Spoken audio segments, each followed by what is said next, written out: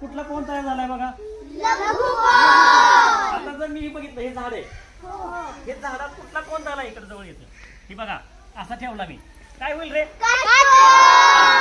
बरोबर आहे का नाही? आणि इथं तुम्ही जर बघितलं ह्या पैसे कुठला कोण तयार झालाय हा, हा बरोबर आहे.